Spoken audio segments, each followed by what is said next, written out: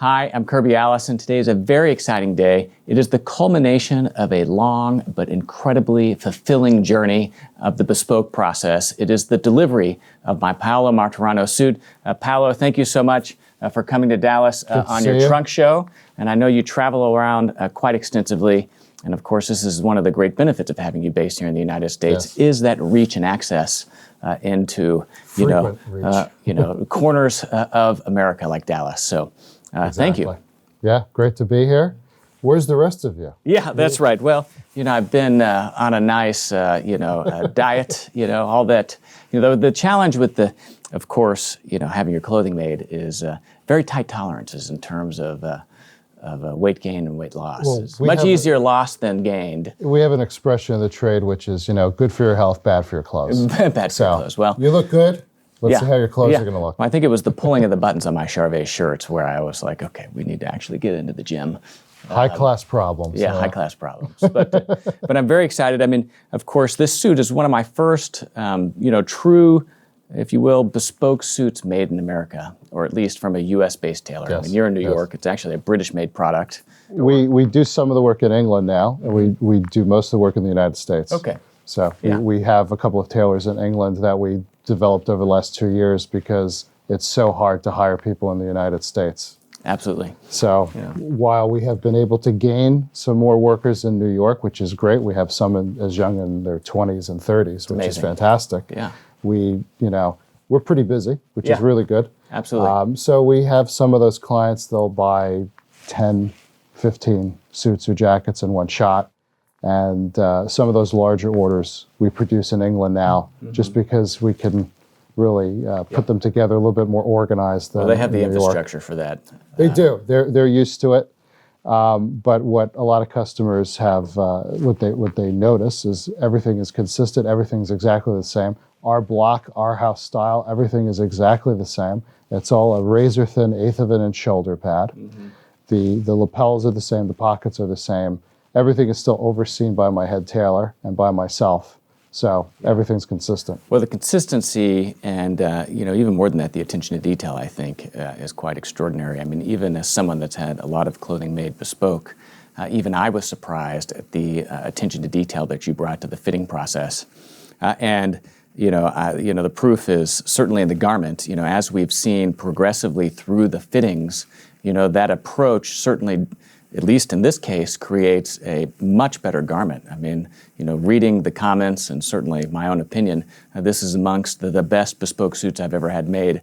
So it's very exciting to kind of see it come to this point. Our mutual friend Frank Shattuck thinks so.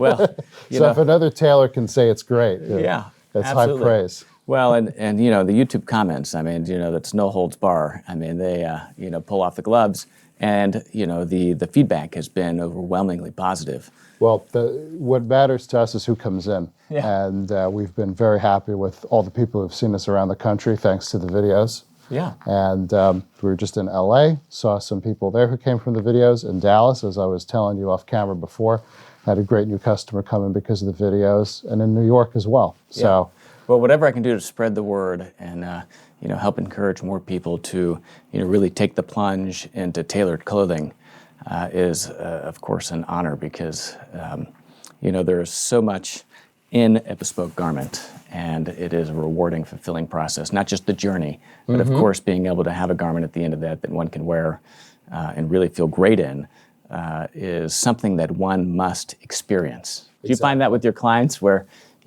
once they put the final garment on, there's that aha moment You definitely feel the difference, and our garment is made to be comfortable. It's meant to look very English. I mean, I am, an Anglified Italian in many ways. Well, that's the beauty of New York tailoring is it's a kind of a melting pot. It's a melting pot, exactly.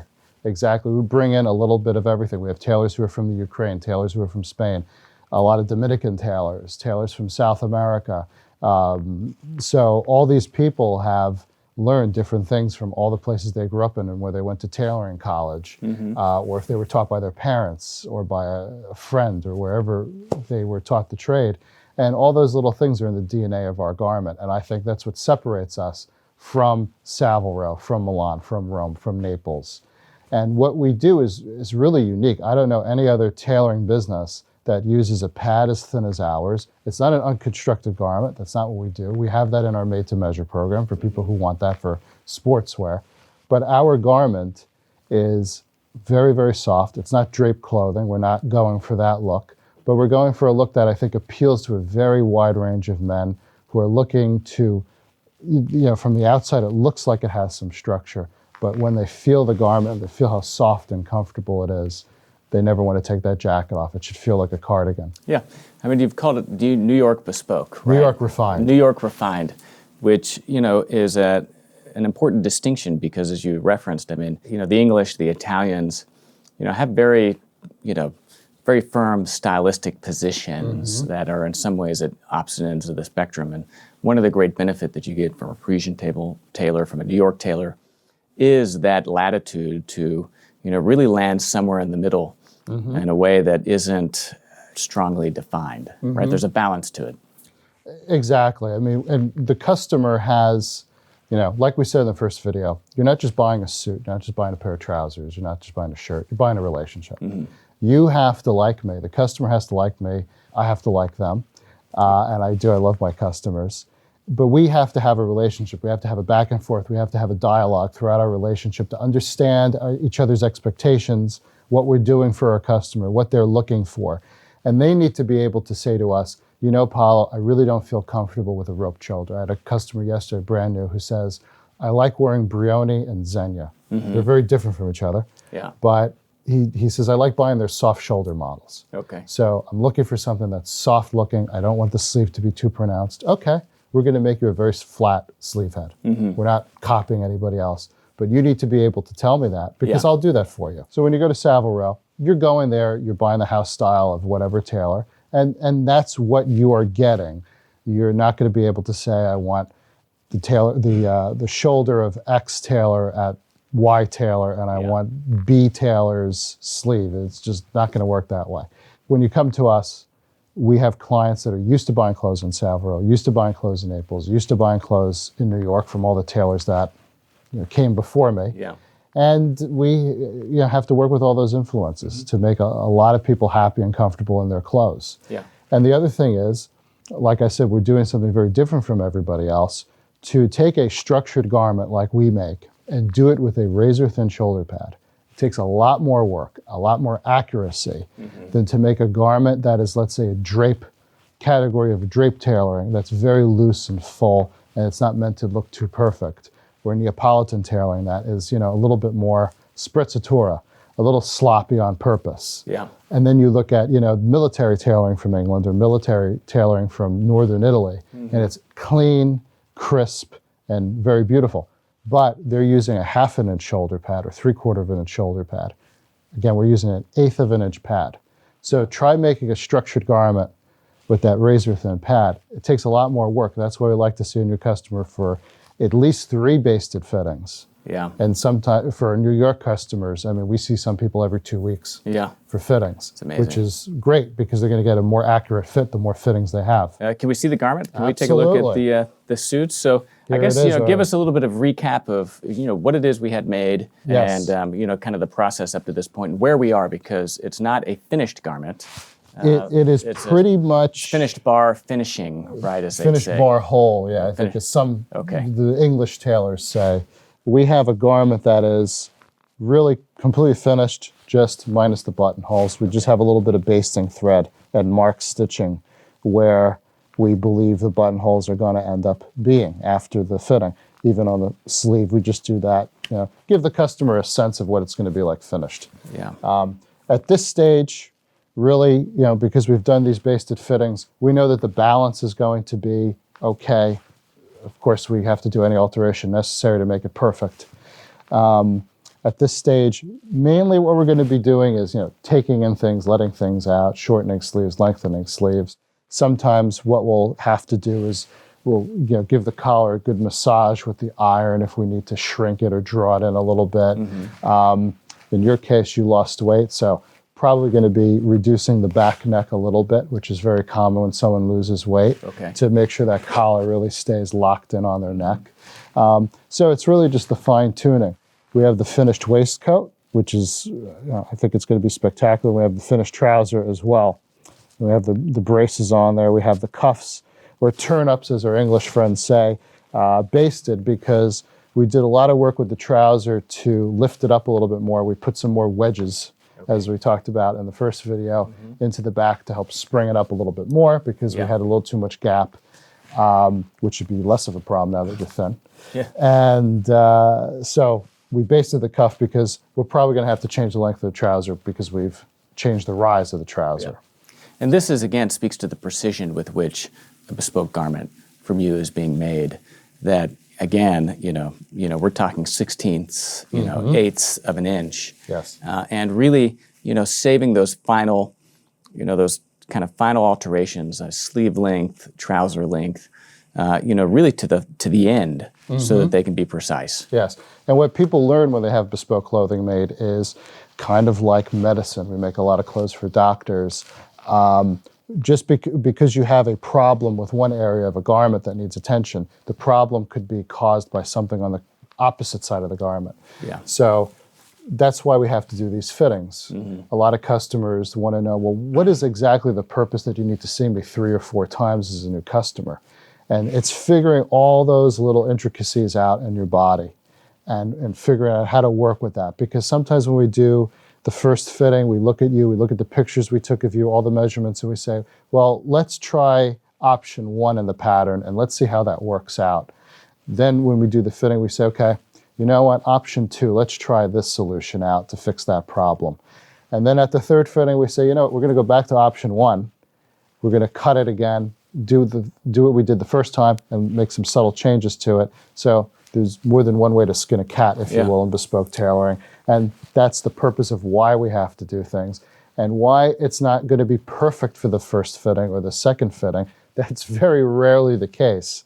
We need to figure out the exact solutions for the individual. This is not a cookie cutter process where one size fits all or one solution works for everybody. Yeah. Well, the complexity of it, I feel, can be, really easily overlooked, because, you're taking a, two-dimensional, pattern, and then draping it perfectly in the 3-dimension. Yeah. And it, to an untrained eye or to someone that's not familiar with the process, could seem much easier than it actually is. And that's a great illustration of why the fittings themselves are what give the garment its integrity. Exactly. Without that, even with all of the handwork, you don't truly end up with a bespoke garment, do you? You can make a handmade, made-to-measure garment. You can make a machine-made, made-to-measure garment. But it's about the fittings. It's about the customer being able to dedicate that time to let us do our jobs, to take the time to really make it as perfect as we can make it. Look at all those things in detail. See the customer walking around in the trouser, seeing them sitting down, seeing them moving around, having a conversation with us. Yeah. Because as we can see them relax, because most customers, they stand at attention, the balance is off, and then they'll end up with a suit that doesn't fit because they were standing the incorrect way during the fitting. So we want to relax them, have a glass of scotch, cup of coffee, whatever. They need to feel at home and comfortable. The bespoke process can be intimidating to new customers. A lot of American men, since it's the bulk of our audience and our customers, they might be intimidated to go abroad and order a suit for whatever their reason is. And our job as the American bespoke tailors is to really relax them, and they don't feel like there's this cultural difference, or they can be honest with us in a way that they might feel uncomfortable about doing in another tailoring market. Well, it's a fulfilling journey, and I think that anyone that has the privilege of really experiencing the bespoke process, what I hear is that at the end of the day, it is really that relationship with the tailor and the process itself that they begin to enjoy the most. Because to have that relationship kind of structured around with guaranteeing and really looking after you. Much in the same analogy as a doctor looking after your health, a tailor really responsible in looking after your professional appearance. And we're there to look out for our customers. I watch them a lot on TV, and they'll get an email from me. You got to change this. This doesn't look right. Yeah. I had lunch with Bruce Boyer, the famous menswear writer, and he brought a tailor from Italy, Gaetano Lassia, who's the president of the International Tailors Federation, which we were invited to join. And we were talking about how we have some customers, we don't see them in person. We have to watch them on TV, newspapers, the internet, see how their clothes fit, and be able to say, okay, we need to make all these changes just based on a quick news clip of them, walking past the cameras or something. So it's an interesting we're always profession. looking out for our clients. Yeah. Well, great. Well, let's take a look at this garment, and I guess I should probably start with the trousers and waistcoat. Exactly. Yes. All right. So we will give these to you. You can feel that nice, heavy Fin-Moresco cloth from Smith Woolens. I mean, it's like iron. I love it. I mean, Fin-Moresco. I mean, it's an open weave. It's an open weave. It's like air conditioning. The air just goes in and out. This has been sitting in my luggage for Houston, LA, and then Dallas. And to be honest with you, last night I finally took it out and gave it a little bit of a press. Yeah. Just a little bit of steam, and I, re-rolled the lapels so it shows everything off nicely. But I mean, this is a fabric you don't really have to look after very much. It's a beautiful it's like tweed travel for fabric, the summer. right? Yeah. Exactly. Tweed for the summer. That's a great analogy. Yeah. And you can still have the weight of a fabric so that it drapes, but it doesn't have, it's not going to, burn you. Customers burn you are out. always surprised at how heavy it is on the hanger. I mean, it feels like a winter suit when you pick it up. And then when you put it on, and you realize that you don't feel the weight of the cloth at all anymore. First of all, you won't feel it because it fits you, and it's going to hit you properly, and you're not going to feel anything. But they feel the air just come in and out. And I've had people come in who are used to buying 150s and 180s, and they're used to all that, luxury cloth, and that's their definition of lightweight. And if they're willing to, I like to steer them into something like this, because I always say, look, you want luxury cloth? How about actually looking like luxury cloth and wearing elegantly? How about real cloth? Yeah, Right. there's nothing elegant about being wrinkled all the time. Yeah. There's special occasion suits. We just made a guy in Houston a Super 220s in silk for his daughter's wedding. But he's going to wear that maybe once or twice a year. That's a special occasion. Yeah. But he's got 4 of these For 6 Fin-Moresco hours, suits. For 6 And this is hours, what he before wears, it's- Monday through Friday. Yeah. I guess this is one of the great joys of working with the Bespoke tailor is their understanding of the cloth and the ability to, really prescribe things or really guide a customer to cloth that, one wouldn't necessarily find off the rack at a large department store. Never. But, it's truly exceptional. Yeah. Yeah. Well, great. Well, let me try these on and Let's see. see you back in a few moments. All right. Well, like I said, where's the rest of you? Yeah, well, a little bit of weight loss. I'm trying to, there's all this skewering by my friends in London. I figured I was going to have to take drastic measures. Well, That like we and- said, good for you. My Charvet shirt, telling my wife I can't afford to gain any more weight. So I decided to lose it all. But so anyway, this is, Well, better taking things in than letting them out. there's only so much a garment can be let out. I mean, the same is true for taking it in. Yes, But, yeah. but it's, it's Generally, psychologically easier to be taking things in than letting it out. So people at home know. I mean, generally 10 pounds in the U.S. with pounds is a size, roughly, for most men. Okay. So And this would be like a chest measurement, like going from a 48 to, or like a 38 to a 40 would be 10 pounds or? yeah, I mean, it depends for everybody, because I've seen everything with people with their weight shifting. Even when their weight's the same, things just shift with age or their exercise routine. But generally, when someone loses 10 pounds of fat, they're going to, go down a size. So everyone loses weight in a different way. So that's why we're here to do fittings. And people lose that weight or gain weight throughout the fitting process as well. It's something that happens. So there's a few things that we'll do that's a little different than a regular fitting. Okay. But I think we'll be in pretty good shape to do what we need to do to make it look like you're always this way. Keep the inlays in there. Yeah, well, there's lots of inlay and bespoke tailoring, fortunately. Yeah. But we're always happy that we're going the good way, the good direction. And with the high-waisted pair of trousers, especially cut for braces, I mean, you want a little bit of extra room. Yes, maybe but not quite a that little too much right now. That's okay.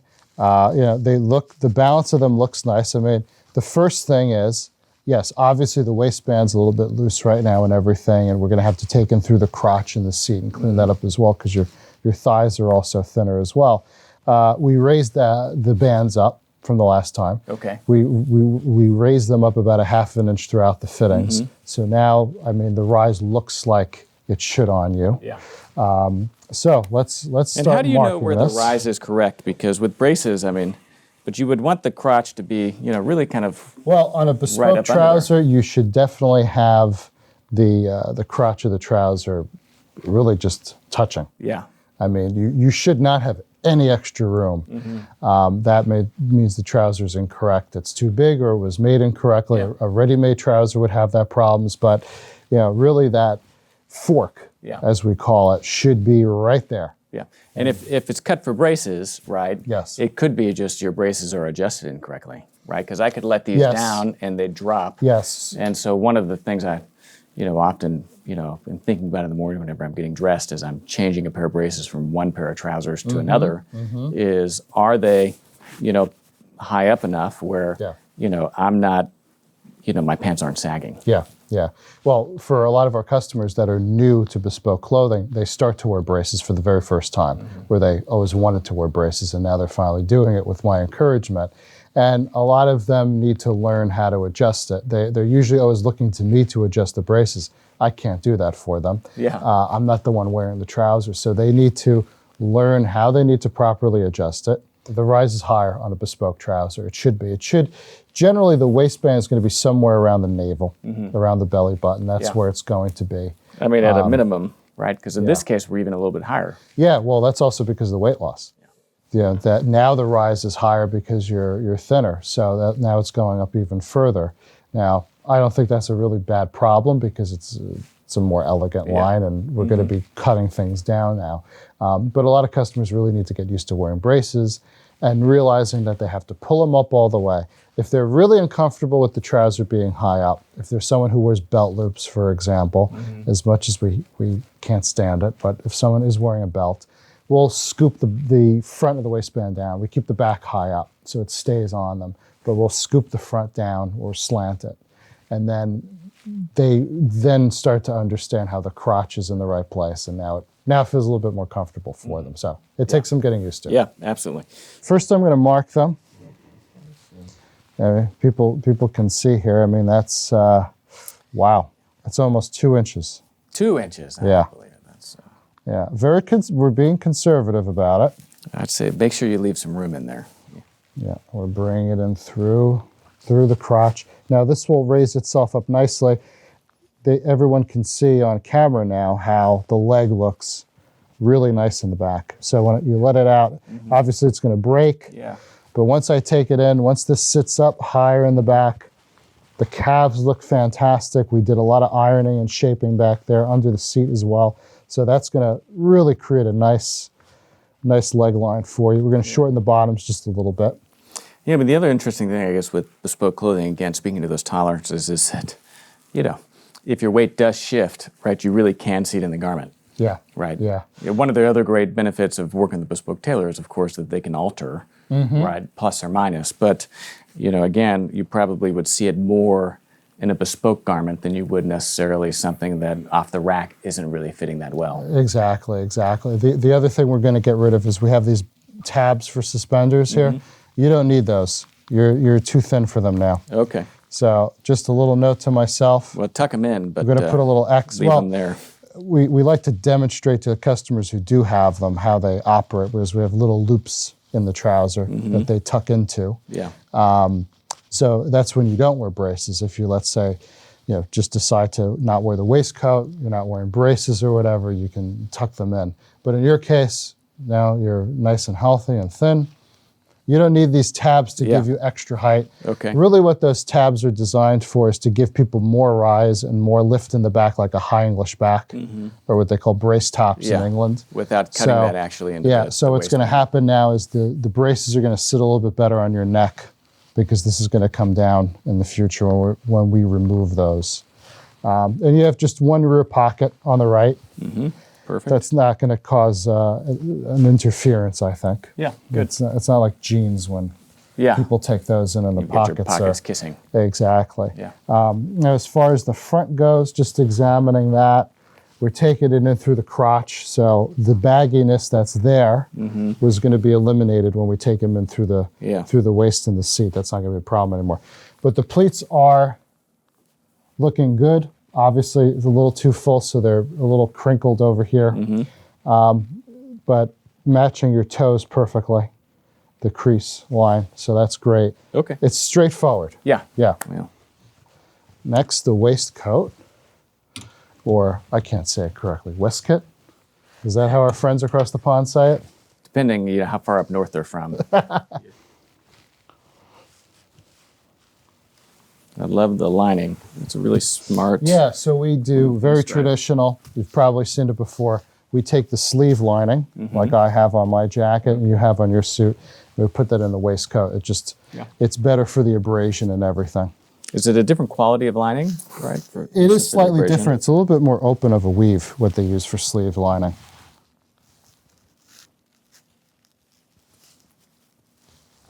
Okay.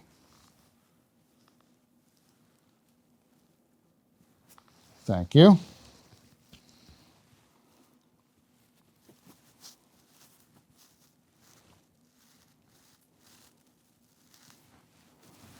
Usually we're used to waistcoats that are very, very, very tight. I had that conversation last time I was in London too, and very, very politically, British, classic British, kind of, you're a little bit which was saying, lighter there, sir. Sir, no, this was the other direction where it was being explained to me in very polite terms that the waistcoat was at the end of its limits. The end of its limits, I like that. So, again, first observations, thinking about what we did at the forward fitting stage the last time we met. This really looks nice on you. It's nice and clean. The shoulders are sloped nicely. We have this little notch lapel on there. It's very Something smart. different from your other waistcoats. A little bit more formal, in my opinion. Sets it a little bit differently. Not too noticeable. It's not like a double-breasted waistcoat or anything like that. So what I'm going to do is put some pins.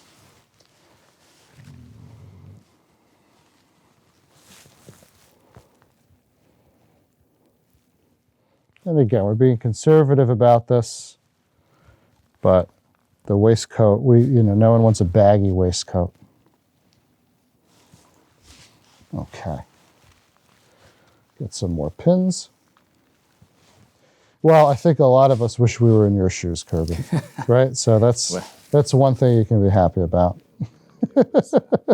It was excessive there for a while. There, thank you.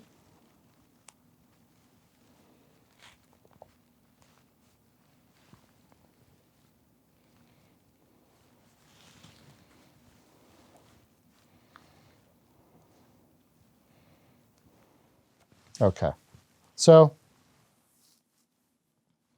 certainly we don't have a problem with the gap anymore. We probably, the back is okay. The back length is fine. I'm going to stick just a little bit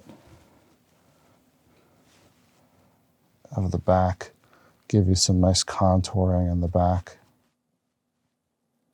Do you think we'll see much of it in the jacket, or here on kind of the waistcoat and the trousers, which again, is more fabric, less structure? Exactly. So this is common when people change weight, that we'll see it in the waistcoat, especially because it's right on your skin, and it's something that's meant to fit quite snug in the first place. So it's going to be very noticeable there, and very noticeable always in the trouser waist, because that's where we want to lose weight more than anything. But this is the beauty of a high-waisted pair of trousers, is that they can very still forgiving hang, too. right, and kind of help you. Yeah, when a customer wears their trousers too low, they're at more of a risk to lose their clothes to a weight change than someone who wears them higher. A lot more tolerance is going to be there, so that's another reason to consider. And what I found for a while is, my trousers cut for braces. With weight gain, you get to a point where you just don't even need the braces anymore. Yeah, exactly. So I'm going to just mark this to be a little shorter. And we're going to take it up from the bottom instead of from here, because you're showing a nice amount of tie. So. I love a waistcoat.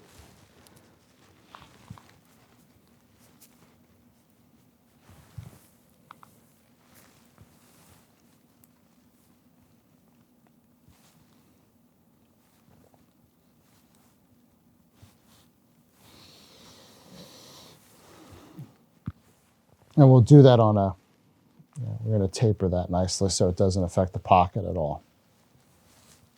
Okay. Okay. So just let that down there. We have, and that's one of those things, it might be a chalk mark that looks like it's an extreme change, but we have ways of doing that where it doesn't affect the balance of the pocket and everything. We have other...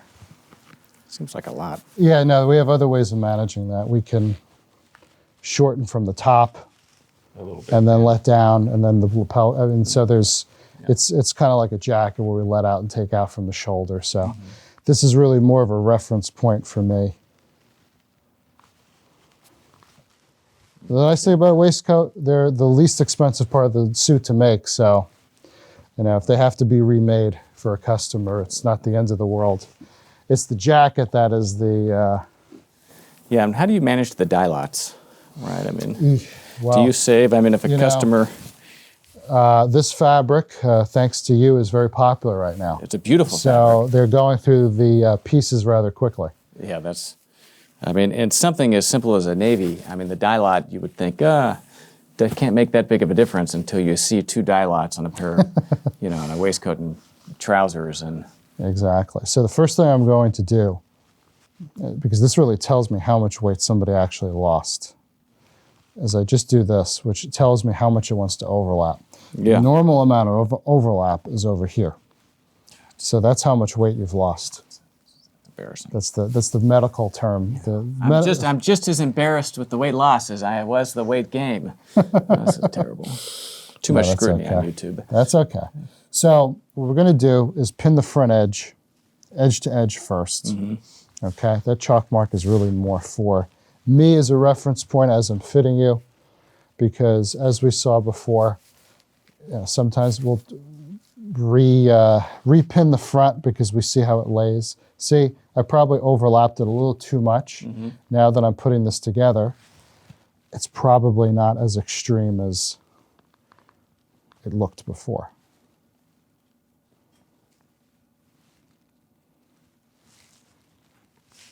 In reality, that could be just 1/4 of an inch that needs to come off. Yeah. We should go have lunch after this. Let's just get that.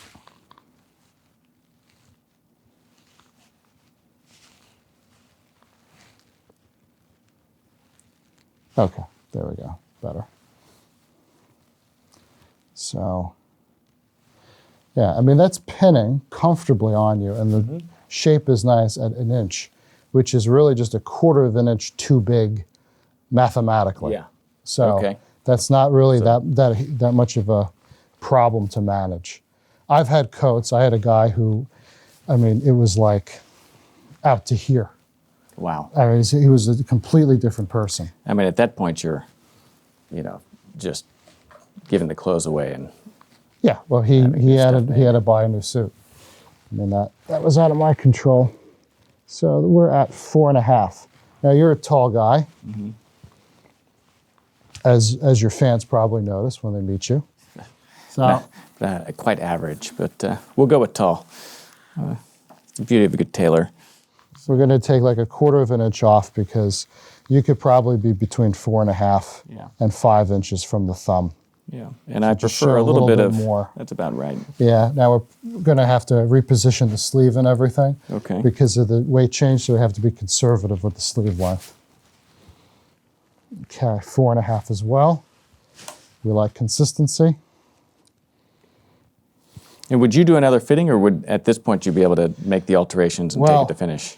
For the customer's sake, at this point, usually they would already say to me, I want to try this on one more time. Yeah. Yeah. I mean, occasionally, because of people's schedules and stuff, they say, well, do what you need to do and send it to me. But for a person spending this much time and money on the suit, I would highly recommend they get one more fitting. Now, it's going to be pretty good, but, some customers, like if they've been heavy their whole life, or they were very obese, they're not used to having clothes fit them. So we will have some people who lose a lot of weight, and they really don't like the fact that the clothes fit them better. They're not used to it. Visually, they've never seen anything that's fitted on them, even if it's not tight.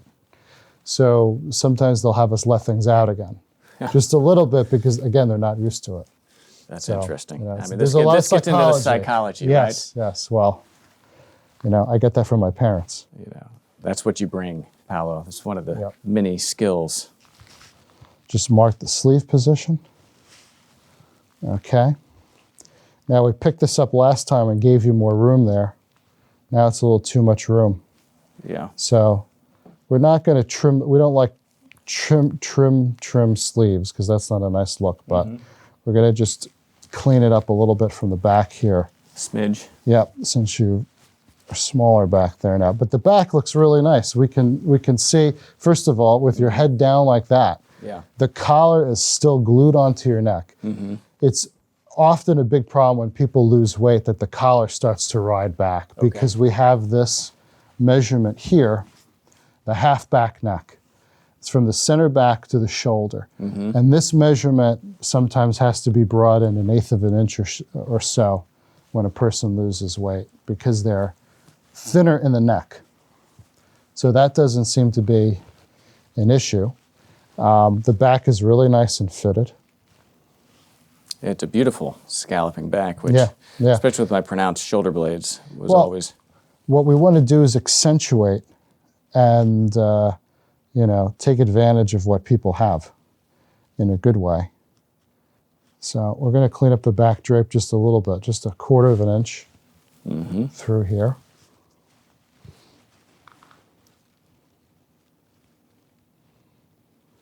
Bring this a little closer to the body now. The shoulder width is good. We're right at your bicep, the widest part of your body. That's what we try to meet when we measure you, is we go out to that point.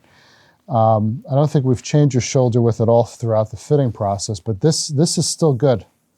So I promise not to start lifting weights as well. now that is the disaster for a tailor to deal with, is when people start lifting before they lose weight. Yeah. We don't really like that challenge. We'll stick a pin here. So what's happening? Let me demonstrate this for everybody at home to see.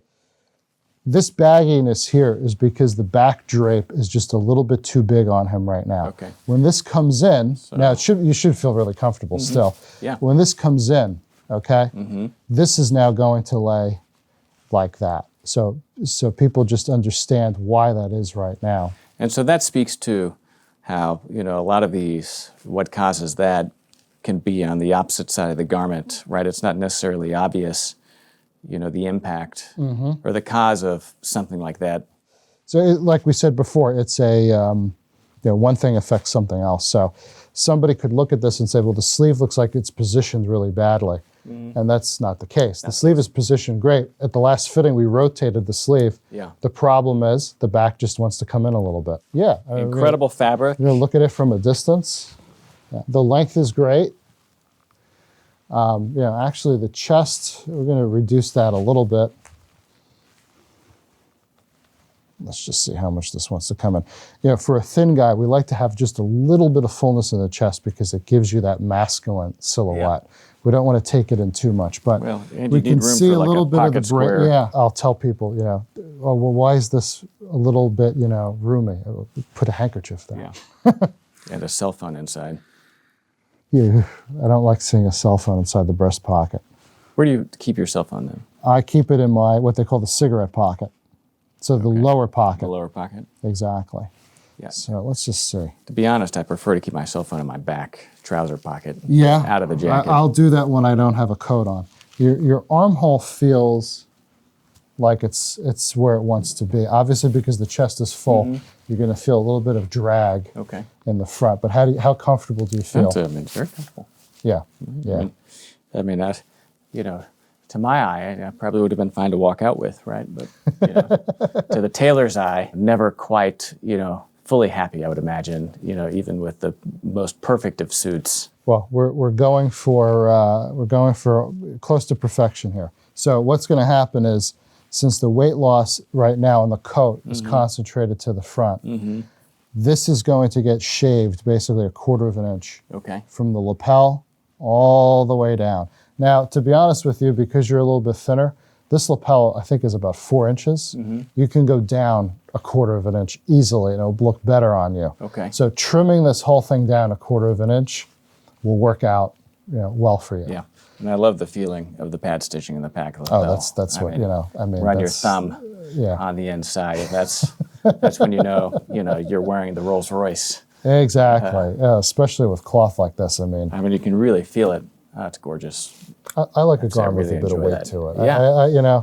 I don't like stiff stuff, but it's like a gun club tweed, right? What would this? it's linen. Linen. Linen and silk from Drapers. Amazing. Yeah, this is one of their ends of the season that I picked up, and I treated myself to it. So cleaning up the chest a 1/4 of an inch on both sides. Yeah. So, and with a bespoke suit, sometimes these things can get compounded. It can be even worse on a bespoke suit when things are too big. Yeah. Because inside that chest, we have horsehair. Yeah. Most of the time, there's cotton to net. So that's a pretty thick structure. Yeah. And when it's too big, it can really create that puffy look. And that's why it's really important to, update and alter our clothes as we age, as we change weight. Yeah. Because you want to make sure it looks clean, because those things can really compound the changes in our body. Yeah. How often will a customer bring garments back to be altered? Someone that's with you. Some people bring them in almost every month. but those people someone that's aside, in the normal, people that aren't kind of going through the extreme kind of swings. Yeah, usually people will wait for when it's like really noticeable. Yeah. That's usually when we do see people for alterations, is when their weight changes significantly, or it's on the verge of changing significantly. That's when they'll start to bring things in. And then we have other customers that bring things in, and we don't even, not to say that we don't alter them, but we're not taking in things enough to actually open up the seams. Yeah. Sometimes it can be done with an iron, Yeah. because it's like, I skipped lunch today and my clothes are too big, and Yeah. they bring all their suits in, and we're like, oh, wow, look at this. There's nothing to take in. A little bit of pressing. It's amazing what you can do with an iron. Yes. Yeah. Oh, yeah. It can really solve a lot of problems. Well, I'm a little disappointed that, my own causing that I can't wear it out of here today, but the suit is, really coming together beautifully. And, this fabric in this navy, is just absolutely divine. It's a beautiful suit. This It's a cloth is beautiful incredible. color.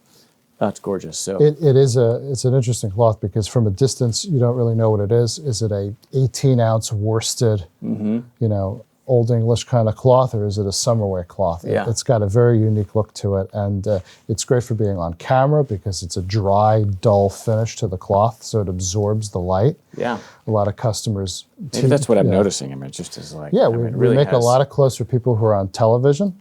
And one of the things I always say to them is you need clothes that absorb the light. If you wear something that's too thin and too smooth of a cloth, the flash bounces off. And if they're wearing navy, it looks like gray, and it can change the colors around a lot. It's one of the reasons why Barathea exists for tuxedos, is it's so matte. And that's why people who wear tuxedos a lot and they get their picture taken, they like Barathea, because it just sucks the flash photography. The midnight kind of blue. Right. Exactly. Sucks that in looks that like light black when it gets appears as photographed. black. Yes. Yes, exactly. Wow. Yeah. Well, Paolo, thank you so much. Congratulations. Yeah, well, I don't know. I wish if I that's was in the order. same boat as you. Well, I know a guy. But beautiful suit, and it means I've got to get up to New York soon, so we'll put that in the books. We'll make it look pretty damn good. Yeah. Great. Thank you. All right. Thank you, Kirby. Yeah. Cheers.